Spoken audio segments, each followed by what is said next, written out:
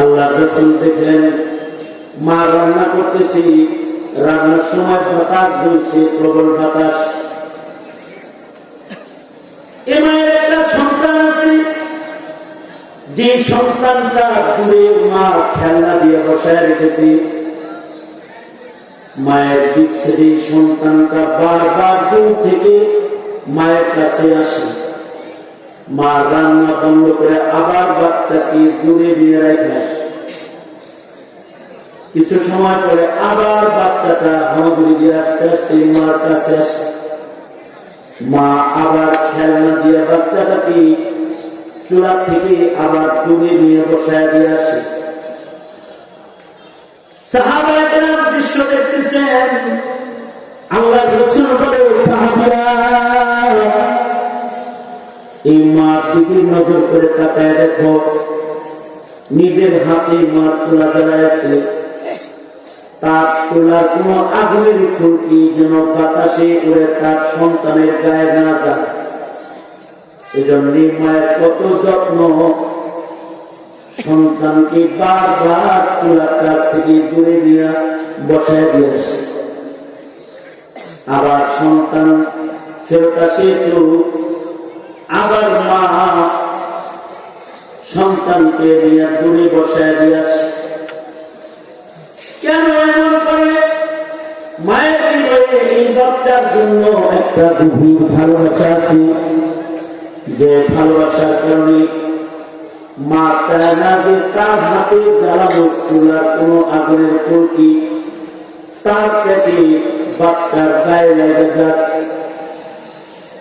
আল্লাহ রাসূল বলেন, এই মা যেমন পেটের সন্তানের গায়ে আগুনের ফুলকি লাগুক এটা চায় না।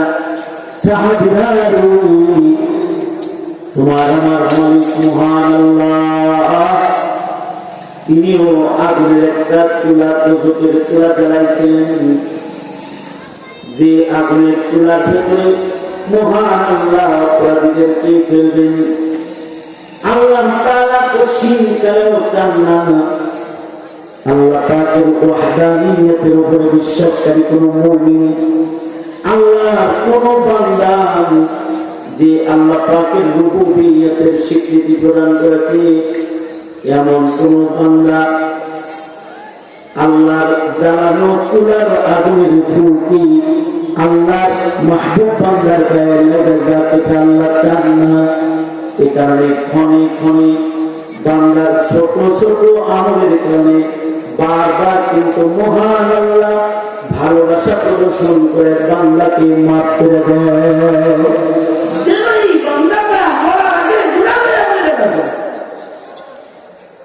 এটা আল্লাহ পাকের পক্ষ থেকে ভালোবাসা। কারণ ভালোবাসা তো ৯৯ ভাগ আল্লাহ তাআলা নিজের জন্য রেখেছেন।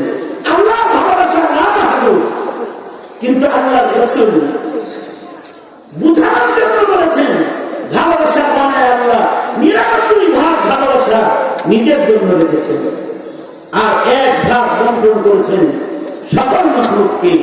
তার ভেতরে কিছু পাইছে না, সেই ভালোবাসার যন্ত্রণায় যদি এত হয় যে নিজের চুলার আগুন নিজের সন্তানের গায়ে লাগুক, মুহাব্বতের কারণে মা এটা চায় না। ৯৯ ভাগ ভালোবাসা আল্লাহ নিজের জন্য রেখেছেন। আল্লাহ কখনো চায় না বান্দা আগুন করুক। এখানে বান্দা যখন নামাজ পড়তে যায়, মসজিদে গেলে বান্দাকে আল্লাহ তাআলা মাফ করে দেয়। বান্দা যখন কুরআন পড়ে আল্লাহ তাআলা বান্দাকে মাফ করে দেয়। বান্দা যখন ওয়াজ মাহফিলে যায়, ওয়াজ শুনে আল্লাহ তাআলা ফেরেশতাদেরকে সাক্ষী রেখে রেখে বান্দার জিন্দেগীর সব গুনাহ আল্লাহ তাআলা মাফ করে দেয়। আল্লাহ তাআলা বারবার মাফ করে, বান্দা বারবার গুনাহ করে, আর আল্লাহ তাআলা বারবার বলে, লা তাকনাতু মির রাহমাতিল্লাহ, হে আমার বান্দা তুমি তোমার রবের রহমত থেকে নিরাশ হও না। বারবার তোমার গুনাহ হয়েছে, অসুবিধা নাই, আমি তোমাকে বারবার মায়ের মতো ক্ষমা করব। কারণ আমি তোমাকে তোমার মা থেকে 1000 গুণ বেশি ভালোবাসি।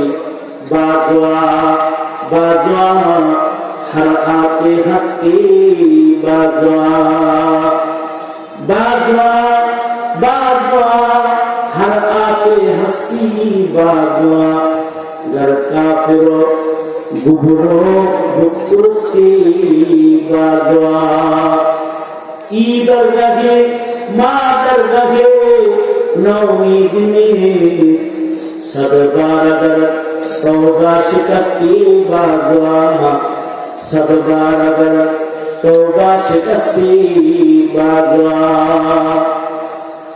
আল্লাহ তাআলা আমাদের মহব্বত করেন বেশি এই কারণে আমরা হাজার বার অপরাধ করলে আল্লাহ হাজার বার আমাদের ক্ষমা করেন আশ্চর্য হাদিস ইমাম মুসলিম রাহমাতুল্লাহ আলাইহি মুসলিম শরীফের কিতাবুল ঈমানের ভিতরে নকল করেছেন আল্লাহ একটা ঈমানদারকে এত ভালোবাসেন তার যদি ইবাদত নাও থাকে শুধু ঈমানটা যদি থাকে তার গুনাহের কারণে তাকে যখন আল্লাহ দোজখে ফেলবেন কারণ ইবাদত নাই তো বিচারের নিজাম ইবাদত ছাড়া তো জান্নাতে যেতে পারতেছে না মিজান নেকি ওজন হইতেছে ইবাদত নাই মুসলিম শরীফের রিওয়ায়াত আল্লাহ রাসূল সাল্লাল্লাহু আলাইহি ওয়াসাল্লাম বলেন আল্লাহ তাআলা বান্দাকে জাহান্নামে ফেলবে ঠিক কিন্তু কালিমাওয়ালা বান্দাকে আরেকটা বিষয় হলো কালিমাওয়ালা বান্দাকে কিন্তু যার ঈমান আছে তাকে দোজখের নিচের ভাগের মতো ফেলবে না দোজখের 7টি স্তর এর প্রথম স্তরে থাকবে ঈমানদাররা দ্বিতীয় স্তরে ইহুদিরা তৃতীয় স্তরে নাসারারা চতুর্থ স্তরে সাবিঈরা পঞ্চম স্তরে মাজুসিরা ষষ্ঠ স্তরে মুশরিকিনরা আর সপ্তম স্তরে মুনাফিকিন ইন্নাল মুনাফিকিনা ফি দারকিল আসফালি মিনান নার মুনাফিককে দোজখের একেবারে শেষ সীমানায় রাখবে দোজখের শেষ সীমানাটা কত দূর জাহান্নাম কতটুকু গভীর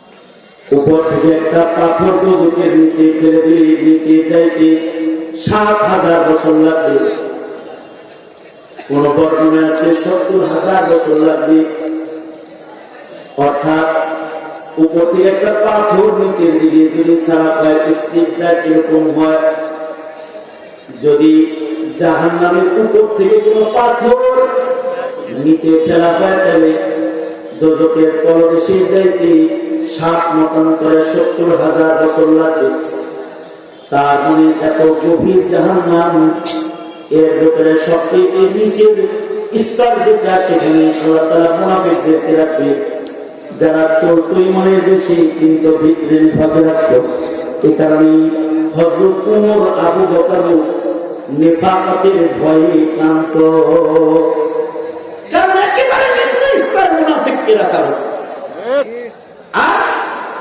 মুমিনকে রাখা হবে জাহান্নামের একেবারে উপরের স্তরে মুমিনে আসি গুনাহগার মুমিন অর্থাৎ ঈমান আছে কিন্তু কিছু কিছু মুসলিম সমাজের দাবিদার মুমিনের ঈমান নাই অর্থাৎ যারা ইবাদত করে না আবার কাফির নিজে নবী মনে করে ইবাদত করে না আবার নাস্তিকবাদকে সমর্থন করে ইবাদত করে না ইসলাম মানে না কিন্তু কোরআনের বিরোধিতা করে মুসলমানের বিরোধিতা করে এদের তো আসলে ঈমানই নষ্ট হয়ে গেছে কোন কারণে ঈমানের লিস্টে তাদের নামই নাই অর্থাৎ আমার ঈমান ঠিক আছে কাদিয়ানীকে কাফের মনে করে এমনকি নাস্তিক মুরতাদের শাস্তি তারা কামনা করে এমনকি উলামায়ে কেরামের যে তার জন্য উলামায়ে কেরামের যে আকায়েদ আমল এগুলোকে তারা ফলো করতে না পারলেও এগুলোর বড় হাতকে হৃদয়ের ভেতরে লালন পালন করে ঈমান আছে যার ঈমান আছে তাকে আল্লাহ তাআলা দোজখে যদি ফেলেন তো মুসলিম শরীফের হাদিস সুবহানাল্লাহ বলে রেডি হয়ে বসে থাকলো না জুনির মতো মুসলিম শরীফের রয় ইমানদারকে দোজখে ফেলার আগে আল্লাহ তাআলা এই ইমানদারকে আবার মৃত্যু দান করবেন। যেন যেন কথা না আল্লাহ রাসূল বলেছেন মুসলিম শরীফের রওয়ায়াত ইমানদারকে দোজখে ফেলানোর আগে আল্লাহ তাআলা আবার তাকে মরণ দান করবেন। অর্থাৎ ডাক্তার যেমন অপারেশন করার আগে রোগীকে অবাক করে নেয় যাতে রোগী ব্যথা না পায়, আল্লাহ তাআলা অপারেশন করে তার গুনার ময়লা তার দেহ থেকে বের করবে। বান্দাকে ডাক্তারের চাইতে মহান আল্লাহ আল্লাহ কোটি গুণ বেশি মহব্বত করেন। এ কারণে আল্লাহ তাআলা বান্দার অপারেশন করবেন, বান্দার মাসিয়াতের দাগগুলোকে তার দেহ থেকে আগুনে পোড়ায় সরাইবেন। মুসলিম শরীফের রিওয়ায়াত কালেমাওয়ালা বান্দাকে আল্লাহ তাআলা এত ভালোবাসেন তাকে দোজখে ফেলানোর আগে তাকে আবার আল্লাহ মৃত্যু দান করবেন। বান্দার উপরে আযাব হবে, বান্দা যেন বুঝতে না পারে যে আযাব হইতেছে। আল্লাহ পাকের ভালোবাসা। এবার আযাবের পাপের সাজা দেওয়া যখন শেষ হবে তখন আবার এই বান্দাকে দোজখ থেকে আল্লাহ যখন বের করবেন, আগুনের কুইলা দেহটা কালো হয়ে গেছে, কয়লা হয়ে গেছে, আল্লাহ তাআলা নহরে হায়াতে বান্দাকে গোসল করাবেন, জীবন দিবেন এবং নহরে হায়াতে গোসল করাবেন। যে নহরে হায়াতে গোসল করানোর পরে বান্দার কালো বর্ণ দূর হয়ে যাবে, সুস্থ সবল সুদর্শন জান্নাতি মানুষের আকৃতি আবার এই বান্দা বান্দির ভেতরে ফেরত আসবে। আল্লাহু আকবার কাবীর। এরপরে এই বান্দাকে আল্লাহ জান্নাত দান করবে। আর কাউকে কাউকে তো নেকি নাই, গুনাহ আছে, তারপরও বাহানা কইরা কোনো কারণে আল্লাহ তাআলা তাকে জান্নাত দিবেন। আলেমকে ভালোবাসত, নিজে আমল করে নাই, কিন্তু আব্দুল বাসিত খানকে ভালোবেসেছে, জুনায়েদ বাবনগরীকে ভালোবেসেছে, মামুনুল হককে ভালোবেসেছে, শাইখুল ইসলাম আল্লামা আহমদ শফীকে ভালোবেসেছে। নিজের নেককার না, উহিব্বুস সালিহিন ওয়া লাস্তু মিনহুম, নিজের নেককার না কিন্তু নেককারকে ভালোবেসেছে। আল মারউ মা মান আহাব্বা, জীবনে তার নেকি নাই, গুনাহ আছে, কিন্তু তাকেও ছোটখাটো কোন কারণে আল্লাহ তাআলা তার প্রতি ভালোবাসা প্রকাশ করবে। সহিহ হাদিসে বর্ণিত আছে, গুনাহগারকে ময়দানে মাহশারে কিছু গুনাহগারকে তার গুণের কারণে মহান আল্লাহ দোজখে না দিয়া, নেকি কিন্তু তার নাই, দোজখে তাকে দিবে না, কিন্তু তাকে ডাকবে, এই বান্দা আয়, বান্দা আমার কাছে আয়। কোন এক গুণের কারণে আল্লাহ বান্দাকে ডেকে নেবেন, ডেকে দিয়া বান্দার মাথায় হাত রেখে আমরা বলবেন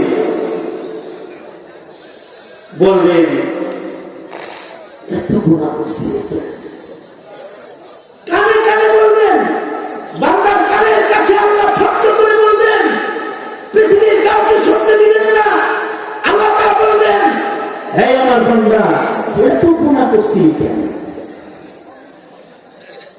বান্দা আল্লাহর কাছে ছোট্ট করে গোপনে বলবে, ভুল হয়ে গেছে, ভুল হয়ে গেছে, না বুঝতে করছি আমি গুনাহ।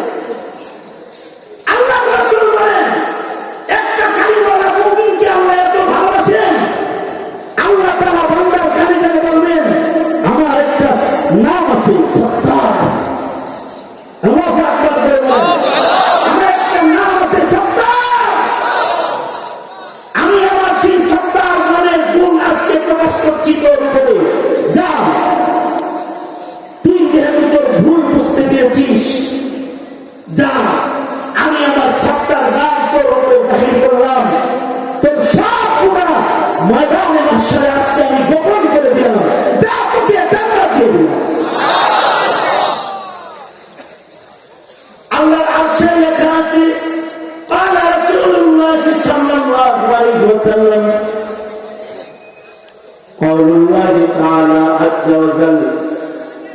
আল্লাহ তাআলা বলেন গালাবাত রাহমাতি আলা গাযাবি সাবাকাত রাহমাতি গাযাবি। আল্লাহর আরশের উপরে আল্লাহ তাআলা লিখে রেখেছেন, এই বান্দা সাবাকাত রাহমাতি গাযাবি, আমার রাগ যত বেশি তার চেয়ে আমার দয়া বেশি, আমার গুসা যত বেশি তার চেয়ে আমার মায়া বেশি। এ কারণে আল্লাহ তাআলা ময়দানে মাহশরে বিচারপতি হয়ে বসবেন না, বরঞ্চ হাসরের দিনের মালিক হয়ে বসবেন। মালিক ইয়াউমিদ্দিন, তিনি বিচার দিবসে শুধু হাকিম না, বিচারপতি না, তিনি মালিক ইয়াউমিদ্দিন, মালিক ইয়াউমিদ্দিন। কারণ তিনি রহমান, তিনি রহিম, তিনি মালিক ইয়াউমিদ্দিন। বিচার দিবসের তিনি মালিক। মালিক বাদশার একটা অথরিটি অধিকার আছে। হাকিম যদি কাউকে মৃত্যুদণ্ড দিয়ে দেয়, বাদশার অধিকার আছে, রাষ্ট্রপতির অধিকার আছে। হাকিম ফাঁসির রায় দেওয়ার পরেও বাদশা ইচ্ছা করলে দেশের বাসিন্দা হিসেবে তাকে মাফ করে দিতে পারে। আল্লাহ বলেন, আমি মালিক ইয়াউমিদ্দিন, আমি রহমান, আমি রহিম, আমি তোর রব, আমি তোর প্রতিপালক, আমি তোকে ভালোবাসি। আমি বিচার দিবসের মালিক। মালিক ইচ্ছা করলে এমনিও বান্দারে মাফ করতে পারে, তবে এমনি মাফ করবে না, কোন না কোন কারণ বের করা তো লাগবে। নেক কাজ নাই, কোন ওসিলা তো আবিষ্কার করা লাগবে। ওয়াবতাগু ইলাইহিল ওয়াসিলা, হে বান্দা তুমি ওসিলা তালাশ করো। যদি তুমি কোন ওসিলা বার করতে পারো, তাহলে আমি রহমান, আমি রহিম, আমি মালিক ইয়াউমিদ্দিন, তোমাকে আমি গোপনে মাফ করে দিব, বাহানায় মাফ করে দিব। এমনকি আল্লাহ রাসূল বলেন, ময়দানে মাহশরে দুই কালেমাওয়ালাকে আল্লাহ রাসূল বলেন, দুই কালেমাওয়ালাকে আল্লাহ তাআলা নেক আর বিমোচন করার পরে তাদেরকে দুজকে যাইতে আদেশ করবেন।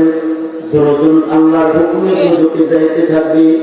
একজন দুজকের দিকে যাবে আর ফিরা ফিরা আল্লাহর দিকে তাকাবে। আল্লাহ তাআলা বলবে, জাহান্নামে যাইতে বলছি, ফিরা ফিরা আমার দিকে তাকাস কেমনে বান্দা? বান্দা বলবে, আল্লাহ আলিমদের মুখে যে তোমার মাদ্রাসায় শুনেছি তুমি রহমান, তুমি রহিম, তুমি মালিক ইয়াউমিদ্দিন, সাবাকাত রাহমাতি গাযাবি। ও আল্লাহ, তুমি না বলেছো তোমার রহমত নাকি তোমার রাগের চেয়ে বেশি, তোমার মায়া তোমার গুসার চেয়ে বেশি। যাই দোজখে যাই, কিন্তু ফিরা ফিরা বারবার তোমার দিকে তাকাই। যদি আবার তোমার রাগ করো না, যদি তুমি আমার রহমত দাও, আমার যদি মাফ করো, তোমার মাফটা পাওয়ার আশায় বারবার ফিরা ফিরা তোমার দিকে তাকাই। আল্লাহ তাআলা বলবেন, বান্দারে কোনো নেকি তোর নাই, কিন্তু আমার রহমতের উপর একটা ঈমান তোর আছে। এই কারণে এটাকে আজকে আমি ওসিলা বানাইলাম। যা জাহান্নাম মাফ করে দিলাম, সুজা তোকে দিনে হিসাব জান্নাত দিলাম। এই দুইজনের ভিতরে আরেকজন, সে পিছনে তাকাবে না, দোজখের দিকে যাইতে থাকবে, দোজখের গেটের কাছে চলে যাবে। এবার ধাক্কা দিলে বান্দা দোজখে পড়ে যাবে। কিন্তু আল্লাহ তাআলা রহমান, রহিম, দয়ালু মালিক আল্লাহ তাআলা পেছন থেকে বান্দাকে ডেকে বলবে, এই বান্দা আমার দিকে তাকা। ফেরেশতাদের বলবে, আমার বান্দাকে দোজখে ফেলো না, তার সাথে আমার কথা বাকি আছে। বান্দাকে আল্লাহর সামনে হাজির করা হবে। আল্লাহ তাআলা বান্দাটাকে বলবে, তোর পাশের লোকটা বারবার আমার দিকে তাকাইলো, রহমত দিয়া আমি তাকে জান্নাত দিলাম, রহমতের আশা সে করলো। তোর কি আমার রহমতের উপর একটু ঈমান নাই? বান্দারে তাহলে দোজখের দিকে যাচ্ছেন। বান্দা তখন বলবে, আল্লাহ দুনিয়াতে কত আদেশ করছ, তোমার কোন আদেশ আমি পালন করি নাই। নামাজ পড়তে বলেছ, পড়ি নাই। রোজা রাখতে বলেছ, রাখি নাই। যাকাত দিতে বলেছ, দেই নাই। সাদাকা করতে বলেছ, করি নাই। পর্দা করতে বলেছ, করি নাই। তোমার কোন হুকুম দুনিয়াতে আমি পালন করি নাই।